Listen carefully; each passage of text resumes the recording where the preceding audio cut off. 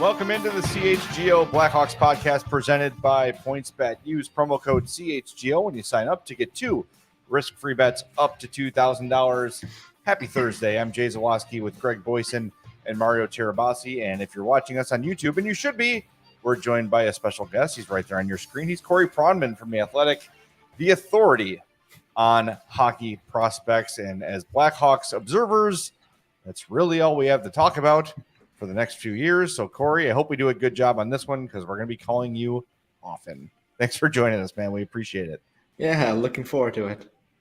So, you've published a bunch of lists lately, which are our favorite things.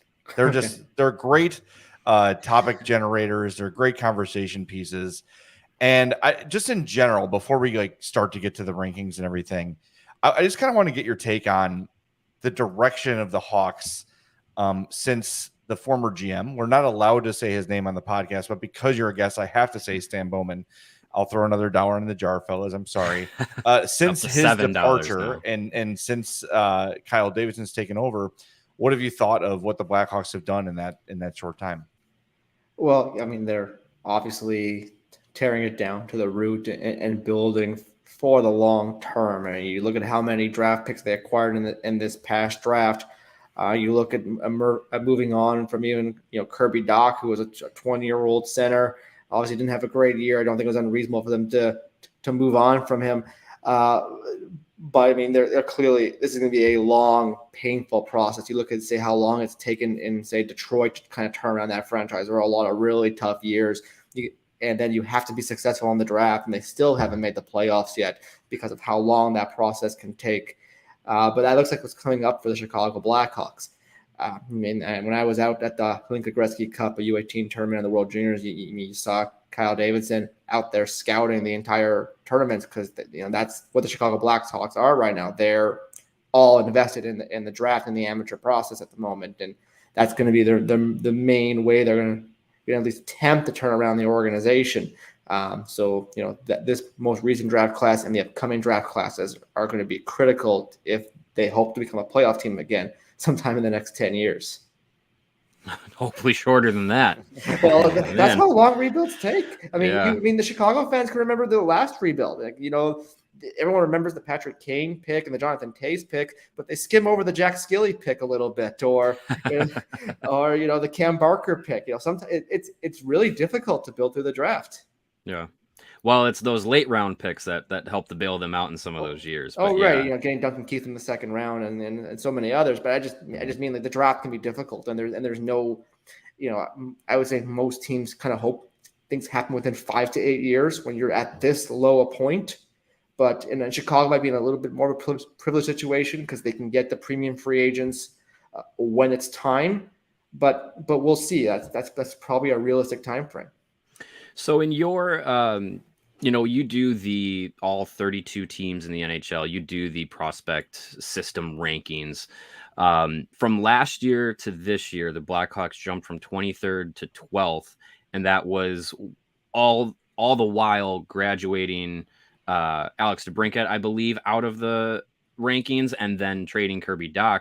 So when you look at what they've done, the guys that they've brought in from last year to this year and the guys that they've lost, is that like to move up more than 10 spots in a ranking? Is that very, do you see that often when you go through these lists in your own evaluations? Do you often see teams jump 10 spots just from one year to the other while losing someone who was at the top of their rankings the year before? Right. DeBrincat didn't graduate, but they did lose Kirby Dach, who was really highly ranked the year prior. After that, which was at least a year ago, was seen as a very promising start to his NHL career. The only other team that jumped that much was Seattle, which was kind of uniquely positioned where they only had one draft class and then they had a much longer second draft class. You usually see about one or two of those teams kind of have that kind of big a delta. And there's usually something quite stark for that, some major graduations or major draft classes. In this case, it was Chicago having 3 first-round picks, many second and third-round picks. The depth of this organization is very long. Probably one of the, I probably don't have so many players with the super high grades on them as some of the other organizations. But in terms of guys I think are legitimate NHL prospects, is one of the longest depth charts in the NHL currently. Largely because of just how many draft picks they had in this most recent draft class. And I think also a part of it was just how strong Lukas Reichel was in the American League last year. He was a teenager. He scored a point per game rate. He looked like he was a play driver already versus men, as he was obviously in men versus men in Germany. He's gone to 2 world championships where he showed success at that level.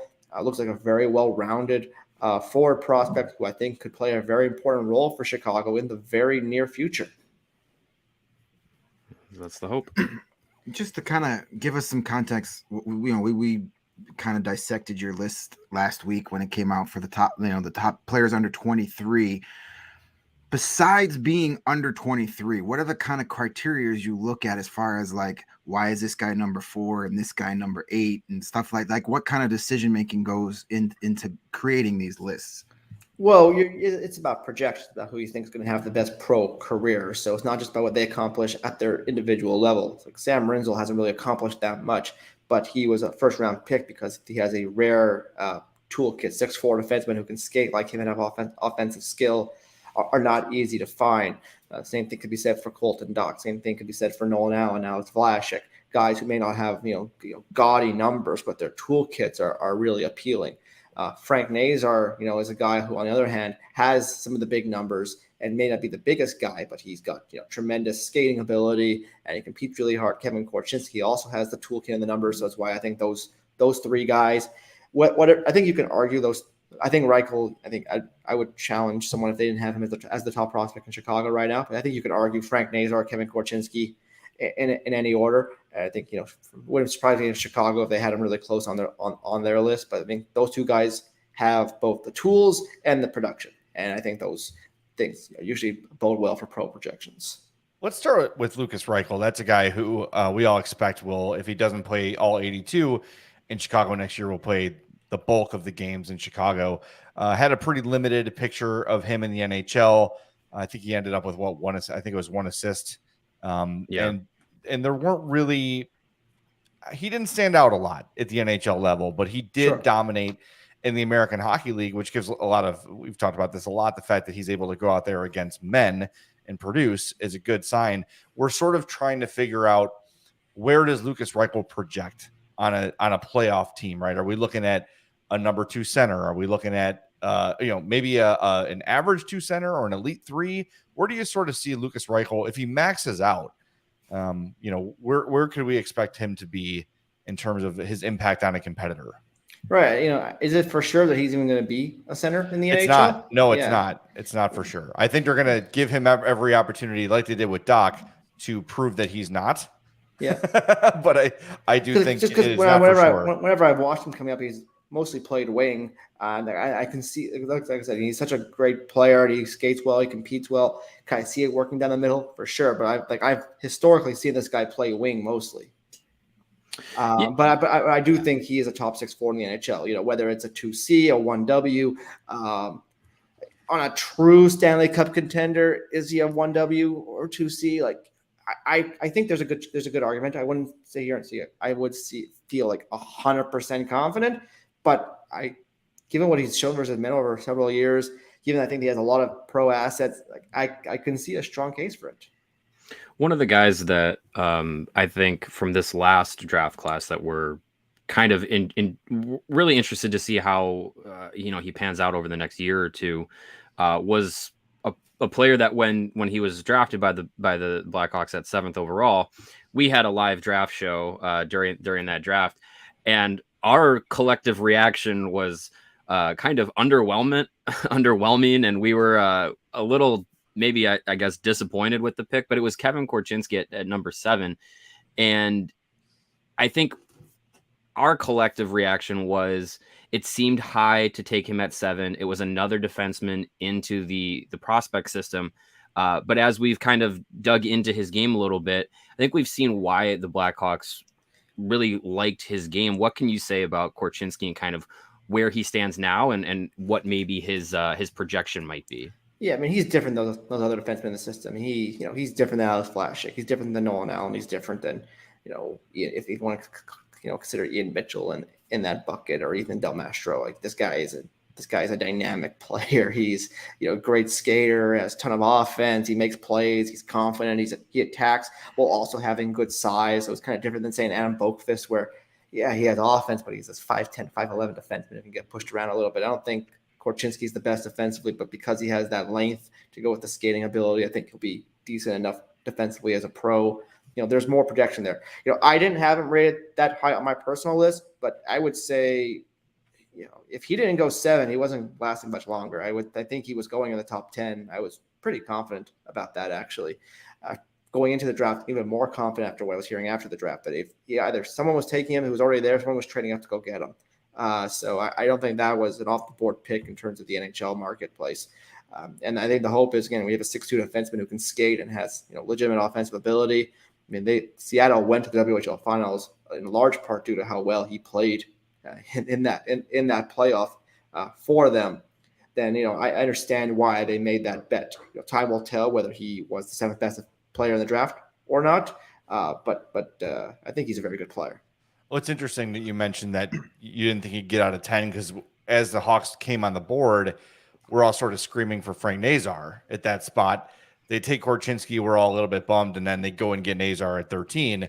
So it sounds like the Hawks had maybe some intel that Nazar will probably still be there and Korchinski might not. So they maybe, did a slight stretch, but clearly looks like Kyle Davidson did his research and knew, that Korchinski might be off the board by the time they come up next. Yeah, I think that was my intel too. That most NHL people I talked to thought Korchinski was rated higher than Nazar were among NHL teams.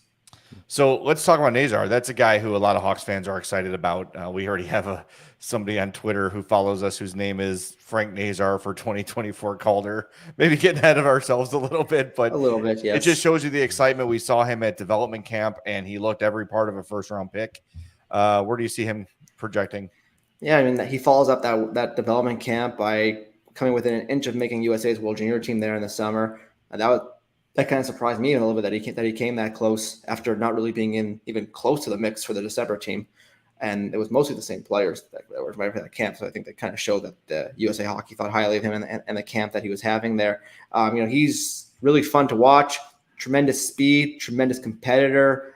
He's small, but he plays without fear. He attacks the net. Like if you see like a heat map of where all of his shots and scoring chances come from, it's just like a big blob right in front of the net. And I wouldn't say he's like a dynamic playmaker, but he has skill. He can make things happen for his teammates.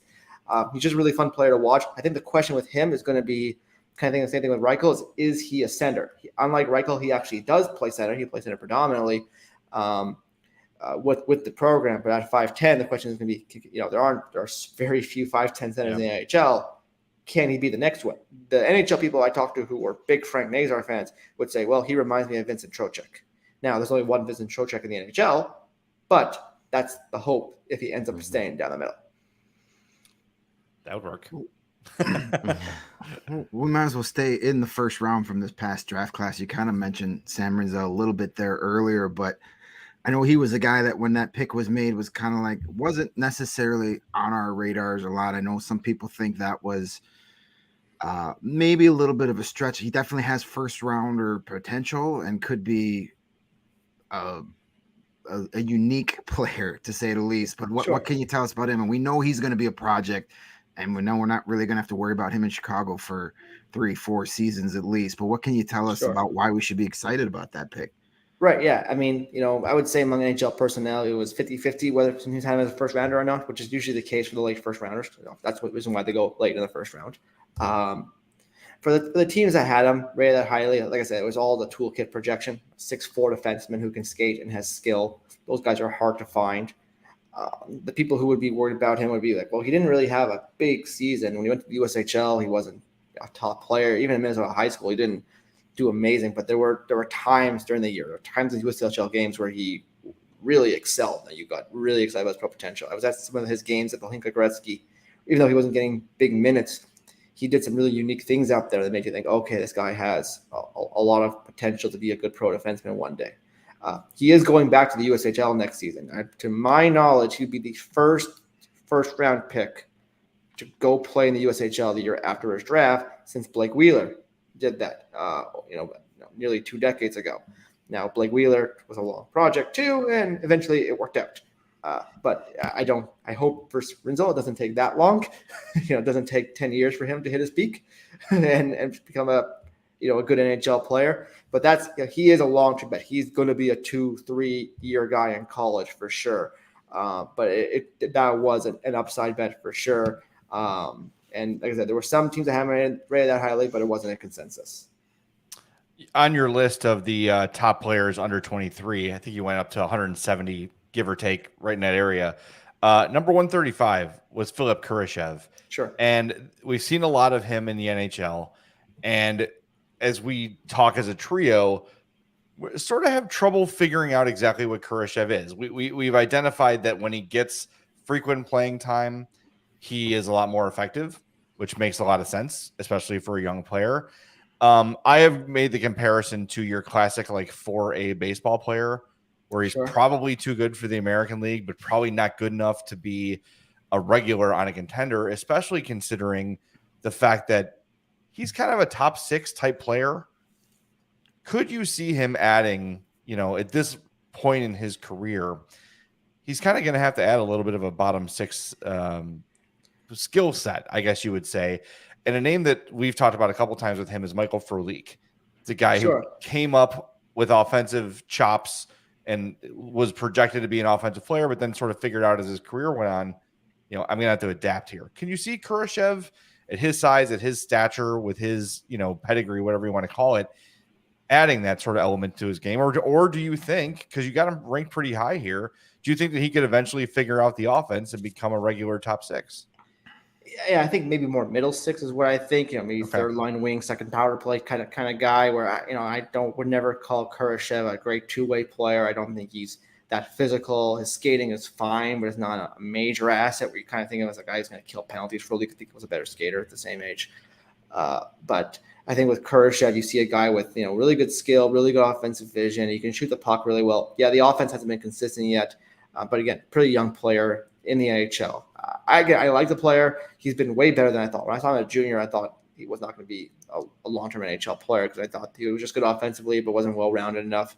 But lo and behold, goes to the American League. He plays well. He goes to the NHL. He finds a way to score, not consistently, but well enough, especially given how young he is. I do think he's a good player. He's a valuable piece. Is he a long-term solution? Is he going to be a legit top 6, top 9 guy on a team that's winning a Stanley Cup? I would be hesitant to say that right now, but I think he's a valuable piece, guy you can keep around for a while, maybe turn into a trade chip at some point. Just because if he scores, and I think he is going to continue to score in the NHL, those guys are still valuable.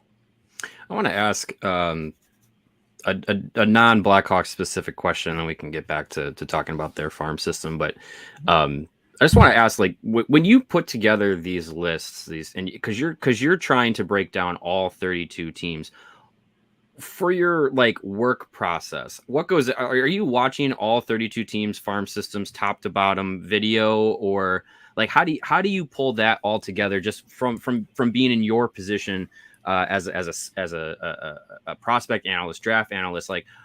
How in depth do you personally go 1 to 32 in the NHL? Well, that's a loaded question, but I'm watching games all season in all different kinds of leagues. Just watching a KHL game right before I jumped on with you guys. The season just started today. So you're watching games all season long. I'm talking to scouts all season long. I have notes on these players going back years, so you're not just watching players for the first time. You're updating information you already have. And you just you're building on top of that. And then when it's time to actually put out the list, you have the notes that you've built from this season and prior seasons. So you kind of turn that into a work product, not seamlessly, but efficiently. And that's kind of how that would go. It is a lot of work and it does take a lot of time, both from myself and our editing team to make sure that everything looks presentable and it can be digested in a comprehensible way. But that's kind of the overview of how that would work. And yet we have, obviously spreadsheets full of everybody's attributes and their write-ups and their biographical information and all that kind of stuff. Yeah, to me, we had Brock Sheehan, the new Chicago Wolves coach, former Steel coach, and we were asking him about his access to data. And I think Mario's question to you is like about the process, right? Like you have so much information, like physically, you just have like a Google Doc with like 700 pages alphabetically of every prospect. Like I'm just really fascinated by how you organize all of it. Yeah, we have our own docs and spreadsheets that I share with our editors, which has all the write-ups and the biographical information in it. And then we have my own personal spreadsheets, which has all my tool grades and kind of my notes in it that I tweak throughout the course of the year. It wouldn't be the same information that say Brock has, where Brock is, those teams are using a lot of third-party servicers that provide analytical information to them, and they have people whose full-time jobs are to process and analyze that information. So it's a little different in that regard, but yeah, you gotta keep things together a little bit so that you don't go crazy, and not only crazy, but you need to, I have a really, really good memory, but I don't have a perfect memory. And so you need some place where you can go back and refresh yourself on players. Do you ever have free time? Because it seems like a lot to keep on track of. I probably don't take, like a lot of our athletic writers take like the long summer vacations where they disappear for 4 weeks or 6 weeks, whatever. I can't do that because we have the summer tournaments and these org rankings we do in the summer. So my breaks are more intermittent, where we take a couple days to a week off every here and there during the season typically. And I took a week off after the org rankings published. Well deserved. Yeah, absolutely. I really hope you've got all those spreadsheets backed up in multiple places. That just makes me itchy thinking about that. Yeah, no, we do. We have my editor has her own copy of it too, and we have ways to make sure things don't go south too much, because I think I burned through a computer a year or something like that. So oh wow, my gosh, yeah, that's crazy. That's nightmare fuel, thinking about all that information just disappearing one day. But do not put that into the universe. Knock on wood. Yeah. I'm sure the backup plan has a backup plan and a backup plan and a backup plan. So I just wanted to quickly bring us back to your most recent list in this last draft class. There's one name that jumped off your list, specifically because of where he was just being drafted. I'm talking Ryan Greene, who was a pick, and you had him at 6 already just from the draft class, which I was a big fan of the pick. I got to see him play a couple of times in person against the Steel in USHL. I mean, I was a big fan of the pick when it happened, but what is it specifically about him that had had him up at 6 just from, right after the draft? Yeah, I think this is a guy just with a lot of, with a really good pro toolkit. He's a center he's around 6'1", 6'2". He's a good skater. I think he has good puck skills. His offense wasn't really consistent this season, but you can see the glimpses of the playmaking ability. You can see the glimpses of the shot.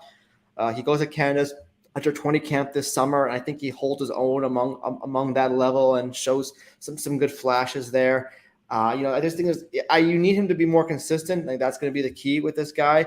But, he killed penalties too with Green Bay. Like, I just think there's a lot there to like. And I'm not sure exactly what his NHL role is going to be one day, but I think there's a lot of things that he can build on to be able to play well at higher levels, be it college hockey, and then hopefully one day be a good pro.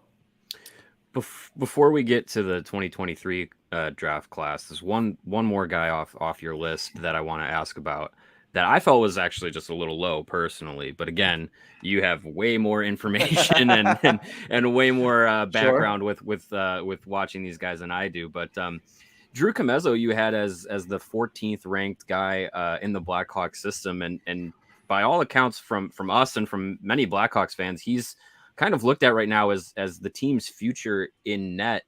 But I would say a 14th ranking doesn't really scream that too much, but what's your read on him as he goes into another year at Boston? I think he's a very good goalie, good athleticism, really, really intelligent, technically sound goaltender. I think with Comezzo, it's just going to be the frame. There are not, I think he's around 6'1.5", 6'2". There aren't a whole lot of those guys who play, 55 to 65 starts a season in the National Hockey League, unless they're truly exceptional athletes. And he's got a chance to be that guy, but I think that's going to be that when he turns pro. I think he's going to be very good in college next year. He's been good in college so far. I think that's going to be the question. He played, I think, the one game there in the Olympics versus men, and that was, he was really good. I'm not sure, was that the game versus China or was that somebody else? I don't remember one. I don't remember what specific game it was, but yeah, it was just the one. And he played well in that game. So, we'll see how he does when he plays against men consistently. I do like him, but I think, most scouts would tell you when guys are not at least minimum 6'3", the deck stacked against him a little bit as a goaltender, unless, they're like USSRs or like Igor Shesterkin, where they're just exceptional athletes. Okay. One more prospect I want to ask about, defenseman Ian Mitchell. He is a restricted free agent after this year. Think his development was stunted a little bit by the last regime, calling him up too quickly. Played really well in Rockford last year, and it feels like this could be the year where he actually breaks through to the NHL. What are your thoughts on Ian Mitchell? I like Ian Mitchell, but I think the question is like, what exactly is his role in the NHL? Like, he's a good skater, he has good offensive skills, he can move the puck. But the question with him is, given he's not the biggest guy, not overly physical, I don't think he competes well enough. I don't think this guy's ever going to be like a great defender in the NHL. So the question is, he's an offensive guy. Now the question is he good enough offensively to be a top four defenseman? Is he good enough to, want to be that your guy you go to on the power play, over some of the other options, like how say Kevin Korchinski is probably going to be on your power play one day. I think that's going to be the debate with Mitchell. He's going to need to show even strength. He can drive play well enough and not be a liability in his own end to be able to show that he can be trusted. I think there's a chance he can be that. I do like Ian Mitchell, but I wouldn't say that's a guarantee. Yeah, it's almost like, what is his super, what does he really excel at? Exactly. And there's not really an answer to that. Like with Boquist, you could say, well, he's not great defensively, but the offense is there. With Mitchell, it's kind of... He had a ton of skill. His shot was tremendous, just kind of a black hole in his own end, right? Yeah, that's putting it kindly, yes. Yeah. Well, we got a lot of our viewers here on YouTube and a lot of Hawks fans are really interested in next year's draft. Obviously, Connor Bedard, Adam Fantilli, I think Michkov, all these high prospects coming out on the heels of our conversation with Brock Sheehan yesterday. What are your thoughts on Fantilli? I know that some people say that had he been in this draft, he might have gone first overall. What can you tell us about Fantilli? Yeah, Fantilli is a tremendous player. I wouldn't say it was a guarantee he would go first overall, but I think he would have been in discussion at the minimum with Juraj Slafkovsky and Shane Wright, Simon Nemec, Logan Cooley. I think he's in that grouping. I don't think he would get a lock to be the first guy, but a really special athlete. You have a center who has 6'3" like he is, who can skate the way he is and plays hard the way he does. He can be really physically imposing on opponents. I think he's really skilled. He can shoot the puck. He sees the ice well enough. I don't think I would call him like a dynamic playmaker, but there's a lot there that gets you really excited. Like, you almost kind of think, okay, well, like if Kirby Dach played physical, this is kind of what this guy would look like a little bit. Maybe not as much playmaking as Kirby, but like a harder guy to play against. So I think that's what makes Adam really exciting as a pro prospect. And I've been to some of his best games as a junior, and he would take over. He didn't do that every night, mind you, but when you were at those games when he would really take over, and you could kind of see like the NHL scouts start to salivate a little bit. Like, he has that kind of pro potential. Corey, let's say you were Kyle Davidson and the Blackhawks ended up with the second overall pick. Connor Bedard, most likely the consensus number one guy off the board. When you look at Adam Fantilli and Matvei Michkov, which way would you lean as the second player off the board in this class? That's the $1 million question. And it's one I'm still going to be working on for the next 12 months. Yeah. Because I think Michkov's the better hockey player. But it's easy for me to say that, harder for me to pull that trigger. Mm-hmm. And whereas you have Fantilli is a center, he is bigger, he is Canadian, he will be on your team within a year, and you feel confident you can get that guy signed to an extension. With Michkov, none of those things are true. He is a small Russian winger who you will have to wait at a minimum 3 full seasons before he puts on a Blackhawks jersey. That is a tall ass second overall. I think the Blackhawks are uniquely positioned with how strong their market is and with how early they are in the rebuild process, where they might be able to bite that bullet. But it's easier for me to say that. And just because you have a passionate fan base right now doesn't mean they'll be super patient. I think you guys might remember when there were dark days in Chicago when tickets weren't being sold. So I would guess that most teams will prefer Fantilli for that reason. But we'll see where we are. We'll see what this kind of years they have. Mm-hmm. And if Michkov has a historic year and it looks like same level as Bedard or better, then that's going to be a tough player to say no to. But Fantilli could easily have an amazing year in Michigan too. We'll kind of see where we are come June. Is there any way you could envision Bedard getting Shane righted next year, where he would fall in the draft? Maybe not to 4, but I mean, Bedard is talked in the same breath as some of the already current greats. Sure. I mean, of course, there's a chance, right? He could get hurt. He could have a terrible year, but pretty unlikely that he would fall out of number 1, right? Right now, I would say it seems like a strong chance that would not happen. I would have told you this a year ago, and it would have been a good prediction, but I'll definitely tell you now there are no guarantees in the draft. Things can happen. There's a path where, he was such a young player in the World Juniors, so I don't want to beat him up because I love Bedard and I think he's a special player, but he didn't have a good last couple of World Junior games, and that's because he got physically pushed around, and you can see a team seeing the small guy, wiry frame, pretty good skater, not an exceptional skater, and you're like, oh, okay, this may not work in the NHL, but I just think Bedard's gonna have 70 goals next year and 120 points, and it's not going to really matter. But there's a path where things can go south. I can see people arguing, oh, he's not really a center, but Fantilli's really a center, or something like that. But again, let's just see how the next season goes first. I know in Chicago, you guys have a lot to discuss about with this draft class, but we actually have to watch them play the full season first before we see what happens there. Is there anyone outside of those 3 in this upcoming class that kind of gets you excited that may, if they have a really great year, they might jump into that discussion as hey, this player is just as good as these 3? Yeah, probably nobody's there yet. The guy, there's a couple of guys who have a chance. I think Charlie Stramel at Wisconsin has a chance for kind of the same reasons that Fantilli would be in the mix, where you just have this big, powerful centerman who can skate and has some offense. I think Dvorsky, the Slovakian centerman, who outscored Juraj Slavkovsky in the same tournament a year ago, the Hlinka Gretzky, despite being a year younger. That guy has a lot of skill and scoring ability, so he's interesting. And then I think one of the other WHL kids, Zach Benson, Brayden Yeager, are really good players too. But I don't think any of them have entered that discussion with those 3. I think things would need to change quite significantly over the coming months, but they always could. We had one in the chat asking us about Paul Ludwinski, another draft pick from this year. Can you see him as an NHL player, or is it more of a lottery ticket? How do you see that playing out? I think he has NHL skating and NHL compete. He can fly. You love the way he plays, and here's how direct his game is, how hard he works. That's going to translate to the pro game. I have no question about it. The question is going to be just, as a 5'10-ish, 5'11 guy who didn't really score that much last year. It's will he have enough offense to, kind of play a complementary? He's probably a bottom 6 forward for me if he makes it. Whether the center or wing, we'll see. But that's just going to be a question.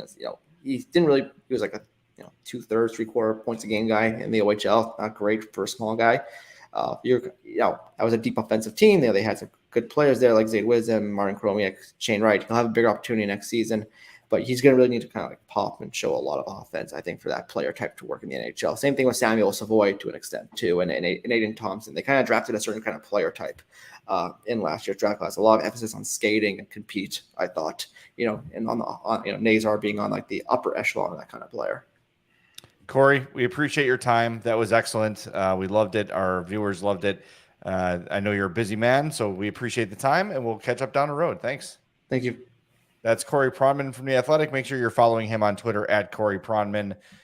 Great stuff from him. It's just to think about, we talked to him about the process to be able to store all that stuff, not only physically on your computer, but in your brain, where you can just be asked about random, oh yeah, this guy, he's a good skater with this and that. And he knew he was coming out with us, but It takes a special kind of brain to have all that information just ready to go. Dude, I forget what's on my grocery list when it's on my phone in my hand. Yeah. So for Corey to be able to process, who's the top prospects across the entire league in all 32 farm systems, that's a different a different level of operating than I can even comprehend.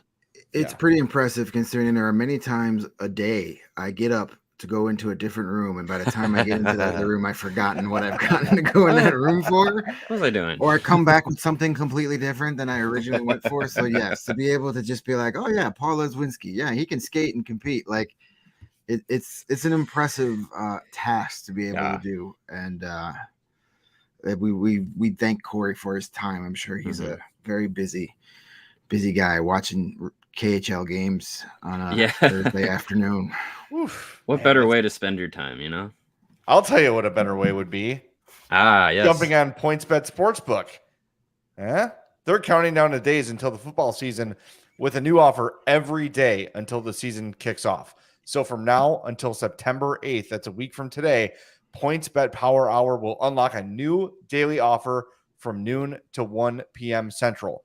Sign up for the PointsBet app now using the code CHGO, and you'll also get risk-free bets up to $2,000. Do not miss out on your chance to get daily access to free bets, boosted odds, and so much more now through September 8th. But that's not all. Make a $51 or more first-time deposit, and you'll receive a free CHGO membership. That'll get you access to all of our web content, a free t-shirt of your choice from the CHGO locker, including our new QB1 design, the Justin Fields design. It just came out earlier this week. So download the PointsBet app today. Use the code CHGO and take advantage of this limited time offer. Don't just bet, live your bet life with PointsBet. And if you or someone you know has a gambling problem and wants help, call 1-800-GAMBLER for crisis counseling and referral services. And real quick, that Power Hour bet, that is not just for new users. If you're a PointsBet user, you have that every day until September 8th. So make sure you're checking that app, set an alarm on your phone every day at noon, open up that PointsBet app and check the Power Hour bet. The hour of power. You don't want to miss it. Am I telling people about the great product of Owen right now, or are we going into the pick of the week? I think you're talking about Athletic Greens right now, actually. If I'm looking at our log, you're talking about the great product of Athletic Greens. Yes, Athletic Greens. And their AG1 formula. How could I forget the Athletic Greens? Health. Yes. Do you want to just do this? I'm just helping you stall while you get the read ready. I think I should be able to do this in my sleep. The amount of times I've told the great people of CHGO out there in YouTube and on the podcast world about Athletic Greens. But yes, Athletic Greens and their AG1 formulated to improve your gut health, optimize your immune system, and just boost your natural energy. With AG1, in just one scoop of it, you are getting 75 high-quality vitamins, minerals, whole food sourced superfoods, probiotics, and adaptogens to help you start your day right. And if you have different dietary restrictions, like you have to eat gluten-free or dairy-free, or you eat keto or vegan or paleo, whatever it is, with AG1, you are able to incorporate it into those diets and you're good to go. It's a small once-a-day habit with big benefits. And right now, it is time to reclaim your health and arm your immune system with convenient daily nutrition. It's just one scoop in a cup of water every day. No need for a million different pills or supplements to look out for your health. To make it easy, Athletic Greens is going to give you a free 1-year supply of immune-supporting vitamin D and 5 free travel packs with your first purchase. All you got to do is go to athleticgreens.com/CHGO Blackhawks to take ownership over your health and pick up the ultimate daily nutritional insurance. And get yourself some Athletic Greens. All right. We got a question in the chat here from Dalton. He says, so who in your guys' opinion is the Hawks' top prospect? Who after round 1 this year do you think will become an important part of their roster after discussing with Pronman? I still think it's Lucas Reichel at this moment. I do think that Nazar and Korchinski could leapfrog him after this year, but for now, you look at the pedigree, you look what he's accomplished so far, you look at how he did in Rockford. I think that Lucas Reichel is for sure the surest thing they have. Whether or not that's a star player, all-star, whatever remains to be seen. Mm-hmm. But if I'm betting on one guy to hit at this moment, it's Reichel. Yeah, I would say Reichel, Nazar, and Korchinski are kind of all right there. But as far as right now, like the best player right now, it would be Reichel, all for the same reasons that you said, Jay. It's hard to. I think the Blackhawks would be in a much worse position if one of their first round picks this past draft class immediately became their top overall prospect. They'd have been in a much worse spot in their prospect system than they already were, especially after Alex DeBrincat was no longer a prospect and Kirby Dach was traded. So yeah, I would go with Reichel. I was blessing Greg for sneezing. Hey, good, Greg. Yeah, that counts because I was an altar boy. There you go. Maybe you should have said Gesundheit. We were talking about Lucas Reichel. There you go. Yeah, I mean, I agree that Lucas Reichel is probably the top prospect just because he's the most NHL ready of the group right now. Does he have the highest ceiling? That I'm not convinced on. I would think a guy like Korchinski or Nazar would have a higher ceiling. But as far as who's the best prospect that we could expect in the NHL the soonest, it's definitely Reichel. I'm still a big fan of him and his game for a lot of the reasons Corey just talked about. I think he's going to be a solid NHL player. I don't necessarily project him to be, a franchise player, a perennial all-star, Hart Trophy candidate type player, but he's a guy that you can put in your lineup for years to come and be very productive, not the same type of player per se as a Patrick Sharp, but along that level, not the superstar on the team, but like that very next tier, complementary, very productive player. And he also had a second part of that question outside of this year's first round, who will become an important part of the roster. Hopefully a bunch of these guys, but I mean, names that jump out to me outside of the 2022 first round, we've talked a lot about a guy like Ethan Del Mastro, who's made a huge jump. He was a fourth rounder last year. Was it fourth or fifth? I think it was fourth. Fourth, yeah. That's a guy that's made a big jump. We've talked a lot about him. He worked his way into the Canadian World Junior lineup, and they couldn't take him out all the way through to the gold medal game. He's a guy we should be excited about. Jalen Lipin, similar. Yeah, late round pick that made a huge jump. 7th round pick, the last pick he who shall not be named ever made, and it's going to turn out pretty good. I still think there's a lot of potential for a guy like Colton Dach to be someone that could be a roster player here in the next couple of years. There's a lot of guys out there that those later round picks are where you really build your team. Yes, you want to hit on those first round picks year in, year out. That's where your great success comes from, when if you can consistently hit on those first round picks, especially the higher you are up in the draft, the better are your chances. But you also got to have those second, third, fourth round guys become everyday NHL players. Not all of them, that's impossible to do, but you got to have more become productive than not. So, but I think these last two draft classes, I know it's against the rules in some circles of Blackhawk fandom to give he who shall not be named a little bit of credit, but that 2021 draft class is pretty good as far as his draft classes goes. I think there's going to be maybe up to 3 NHL players out of that group, maybe more. And so far I like, this past draft class. Obviously, you can't give it a final grade at this point, but there's a lot more to be excited about in the prospect system now than there was 2 years ago. That's for sure. I think you also have to remember that some of these players were drafted after losing a major chunk or an entire season in their development process, especially as 16, 17, 18-year-old kids. Like that's an important part in their looking at them as prospects. So some of these guys that ended up being later round picks, if they had more normal seasons, more normal opportunities to grow in their development in those years, they may not have been like Ethan Del Mastro may not have been a 4th round pick. He might have gone earlier or different things like that. So it's some of these prospects are kind of might bloom in different ways than than others have in previous years. So, Corey talked about, the Blackhawks being in a position where they can be patient with their prospects, and they should be. I think that's going to be one of the benefits of, having an opportunity to let having a general manager that values having patience with development, and two, being able to have, the idea that, like, you're not trying to do this in one season, flip it around and get back to the top of the league. Like, that's just not realistic. So knowing that it's not a 1 year turnaround, patience is going to be key. Major Chunk was my pro wrestling name back in the day. That was my gimmick. Yep. Sorry. You got a question here from Nate. Did you wear army fatigues? Yeah, that was basically a Sergeant Slaughter ripoff. That's what it was.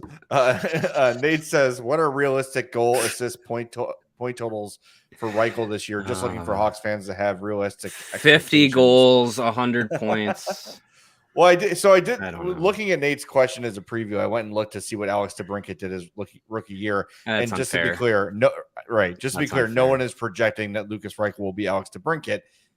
Even with that in mind, DeBrincat's first year, 52 points. He had 76 his second year, third year, 45 points. If Reichel hits 40 points, however they come about, I'm thrilled. Right. I'm thrilled with 40. I think somewhere within 25, 35 is probably realistic. It's not, the numbers aren't going to come right away, especially when you look at, like, he's probably not going to be playing with Kane, right? Because they're going to probably want to split the talent a little bit. They're also going to want to get some production out of their free agents so they become more valuable trade pieces. So he may not be getting top power play time. I'm thinking 35. I'd be really happy with something in the 40s. I think if they don't play him with Kane or on the wing of Tays or something like that, you're doing him a disservice, because this is a prospect that is, as we just said, currently at the top of your system, and he's not the guy that the rebuild hinges on, but he's going to be an important piece. And if he's not able to kind of, I don't want to say hit the ground running like DeBrincat did, but if he's not able to at least, have a lively jog right out of the gate, it's going to be hard to, see him we talk him up. It's going to be hard to see him if he struggles. And I think you only have maybe half, 2/3 of a season of Jonathan Tays and or Patrick Kane, by all accounts. So I know we've talked about this before, but I've having Lucas Reichel up in the NHL while those two guys are still here, I think is very important.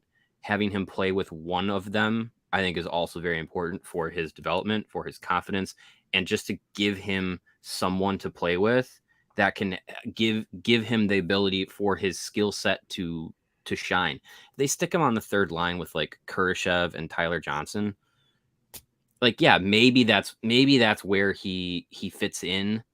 When you look at like trying to get Athanasiou some time and Max Domi some time, and and all that, I think if you have Lucas Reichel on the NHL roster in the lineup, you are doing him a disservice in his development if you don't play him with Tays or Kane. I agree with you. I also, what gives me some hope is it feels like Luke Richardson is a guy who gives playing time based on who's earned it.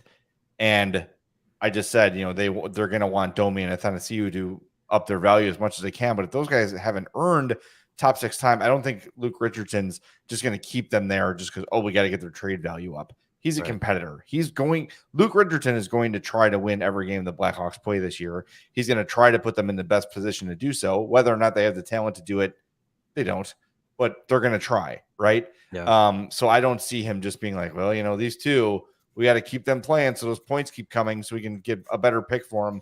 I don't think that sort of mindset exists in Luke Richardson. So, and look, he's a guy who, he's been around some good young players coming up, You look at Suzuki and Cole Caulfield in Montreal, right? Offensive, kind of one-dimensional kind of guys. He has seen how their development has gone at his time in Montreal. So he's probably learned some do's and do nots in that time. And hopefully he can bring those over and translate into the best possible transition for Reichel. Because you're right. He's very important to this. Like if he's your next Kirby Dach where you're dispatching him 2-3 years from now because it just hasn't worked out, that's a big stunt on your rebuild. Huge. Even huge. if you get Bedard, that's Right. still you're still losing a guy who, let's say by this time next year, is still likely in your top 3 of prospects. And I think if you look at the way the roster is now, Reichel's a top 6 forward, is he not? I mean, whether he starts there or not, I'm just based on who's on this roster. You'd think.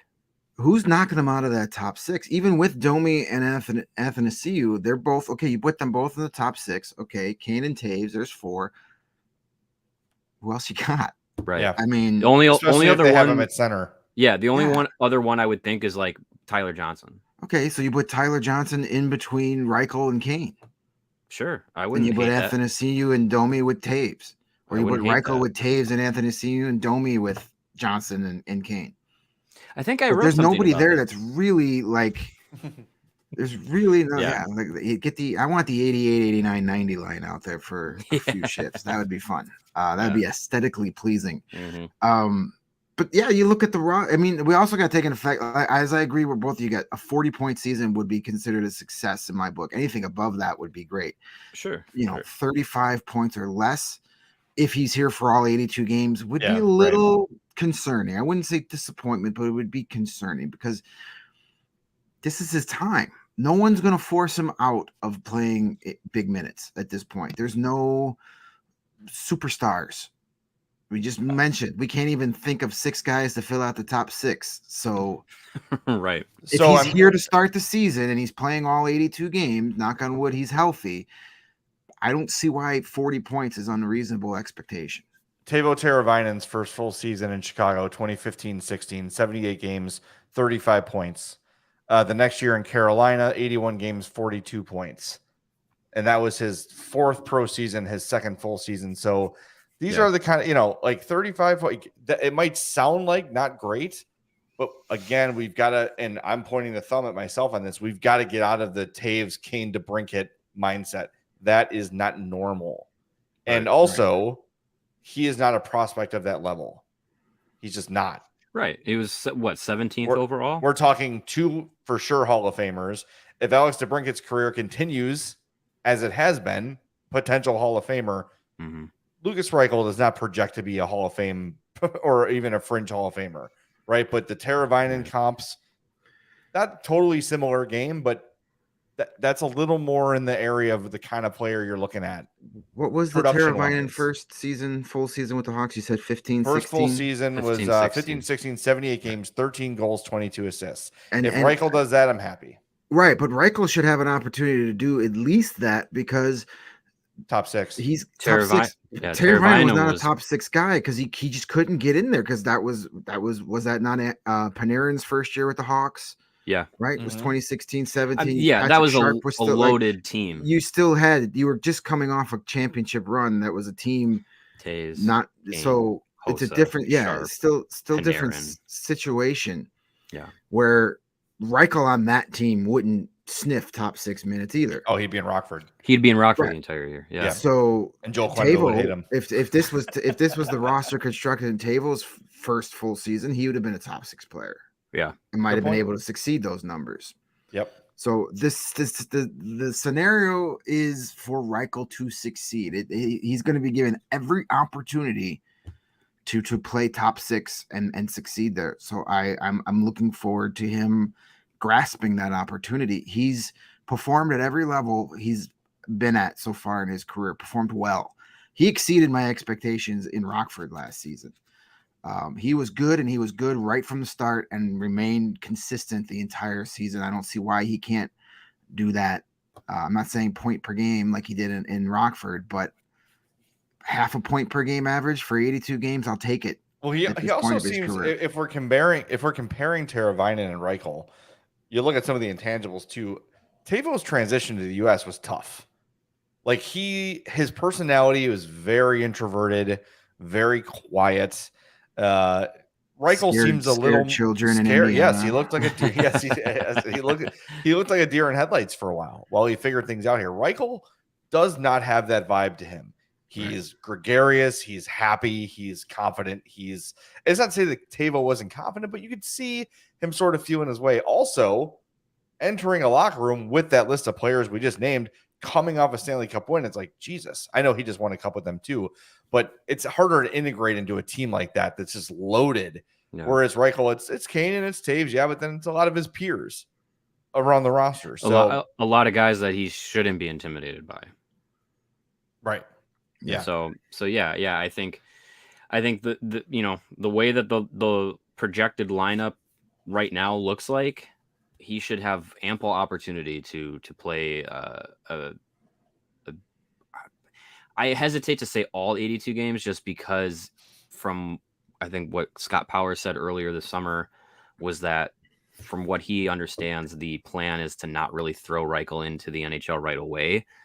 But man, I just can't. It's hard for me to wrap my head around that because it's just like, is he not one of the top 12 forwards right now? Sorry, we can't.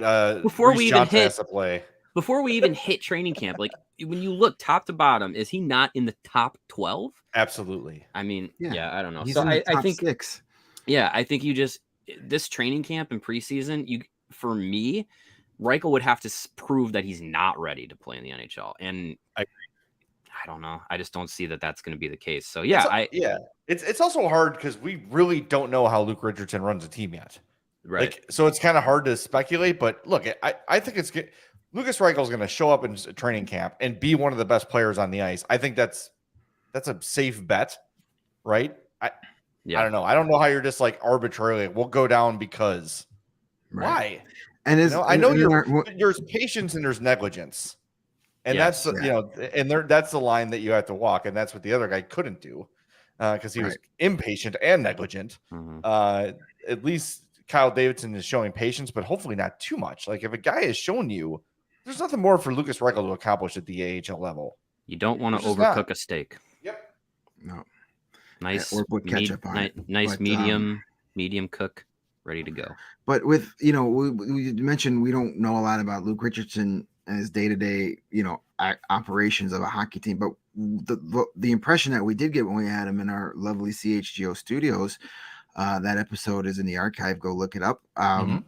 He is a guy, at least that's what he says, is that he handles all his players on a case-by-case level. Like he's going to try and do the best for each player on what they do. Instead of trying to make each player fit his system, he's going to try and build his system around his individual players. So that to me sounds like a plus for Reichel as well. And all the young players, to be honest, whereas, when Jeremy Colleton was here, it was, this is my dumbass system I want to run. And if you don't like it, I'm not going to play. Like you have to play how I want you to play, not what got you to the NHL, where it seems like Luke Richards is like, okay, you got to the NHL by doing this. Let's keep you doing this.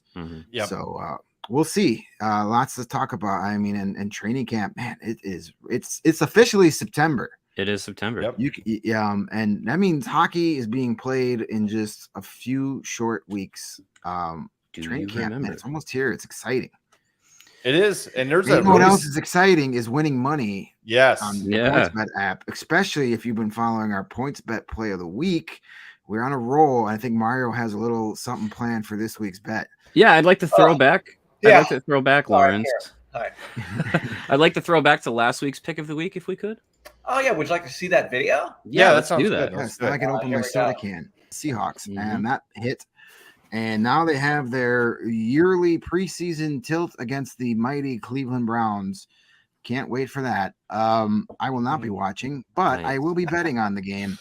And I was just going to go Bears on the money line again, but as our awesome producer, fearless leader, Lawrence pointed out, the under has hit in both of the first two preseason games, and the over-under for this game is 42. That seems a lot for two teams that can't score a lot of points in a preseason like a month for the game. Bears. Yeah, I was going to parlay the Bears on the money lane with the under, but it wouldn't allow me to do that. Oh, I guess that was unfair. It was like a for sure win, so they didn't let me place that bet. So I'm just going to throw some money on the under at 42. The odds aren't super great. It's minus 115, so you're not going to get a ton of money back. But you know what? Getting some money back is better than getting no money back. And something's better than nothing. Good thinking. that is how you keep money in your account instead of having to reboot it every couple of months.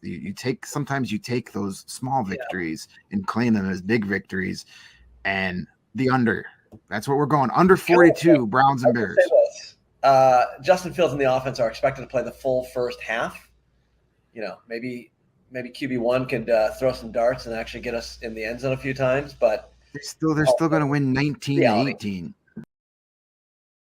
So if you'll notice in that video, the person in the Duncan Keith hat made a face when Greg said, "Oh, it didn't let me do the money line and the under," because I thought you could do that. So as you see in that video, I go to my PointsBet app and I go to the Bears game.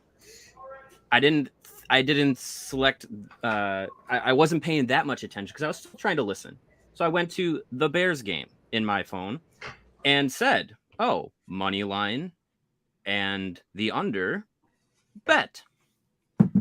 So I placed that bet. It went through, and I was just like, "Huh, that's interesting."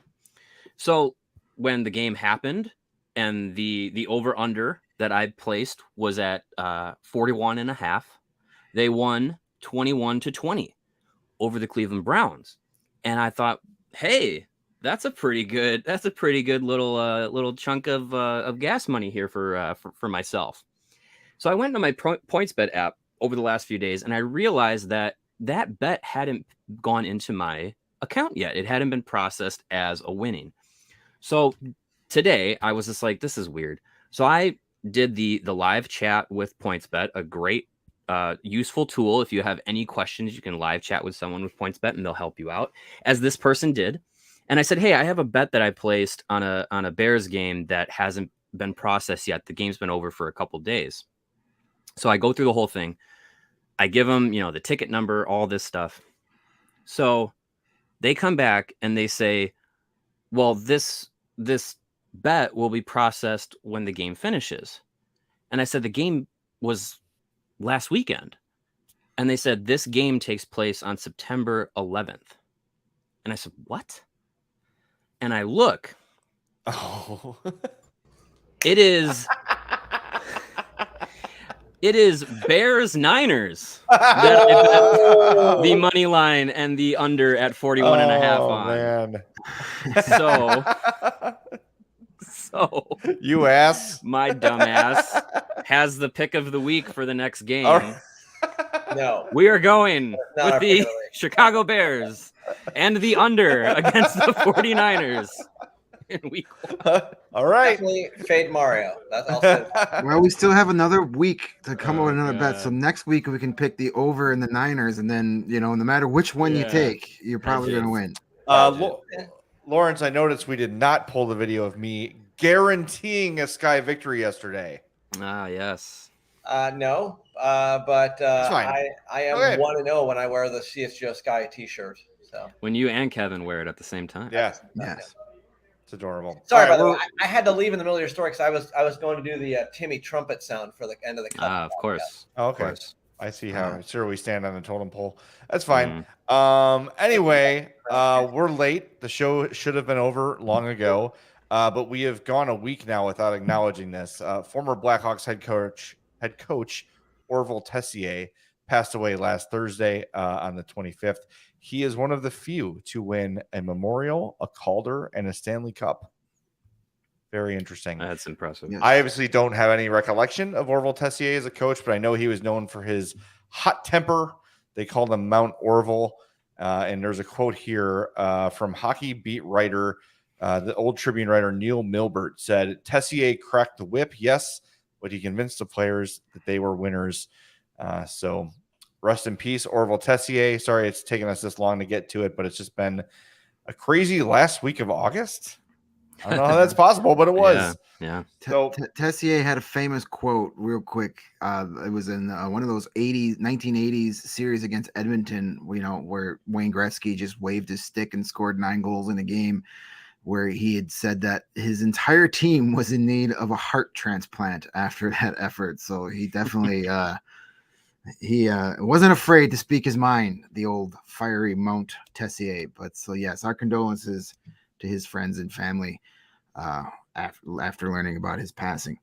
just a great name, by the way. Orville It's a Tessier. hockey. I mean, come on. You see that name and you Yeah. go, that guy's got to be a hockey coach, right? We need more. Like, there's We gotta what get else? Orville back in the rotation. Yeah. Yeah, I mean, it's him and Redenbacher. Those are the most two famous, right? True.